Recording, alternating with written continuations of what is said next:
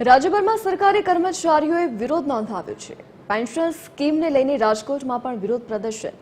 જૂની pension scheme લાગુ કરવાની માંગ સાથે વિરોધ નોંધાવ્યો છે। સાંસદો ધારાસભ્યો જૂની પેન્શન સ્કીમને લઈને લાભ લઈ રહ્યા છે। શિક્ષકોનું કહેવું છે નવી પેન્શન સ્કીમ શેરબજાર આધારિત હોવાથી નક્કી નથી કેટલું મળે।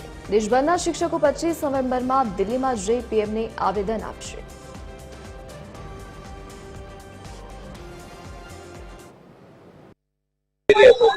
અત્યારે ધારાસભ્યો અને સાંસદો તમને ખબર હોય તો એની 5 વર્ષની ટર્મ પૂરી થાય તો પણ એને પેન્શન મળે જ છે।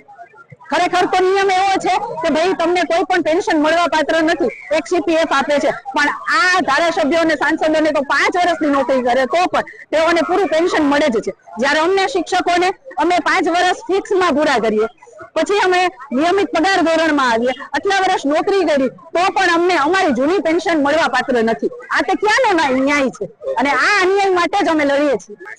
1 ઓગસ્ટે અમારી રોષ રેલી હતી। આ રેલી દરમિયાન અમે મુખ્યમંત્રી અને વડાપ્રધાનને આવેદનપત્ર મોકલીએ છીએ અને અમારી જૂની પેન્શન યોજના ચાલુ કરવાની માંગ કરી રહ્યા છીએ। જો આ આવેદનપત્ર આપવાથી અમારી જૂની પેન્શન યોજના ચાલુ નહીં થાય તો આગામી દિવસે શિક્ષક દિવસના દિવસે તમામ શિક્ષકો ઉપવાસ કરી અને જૂની પેન્શન યોજનાની માંગણી કરશે। ત્યારબાદ જો પણ આ ચાલુ નહીં થાય તો 2 ઓક્ટોબરે ગાંધી જયંતિના દિવસે ટ્વિટર ઉપર અભિયાન ચલાવવામાં આવશે અને જૂની પેન્શન યોજનાની માંગણી કરવામાં આવશે।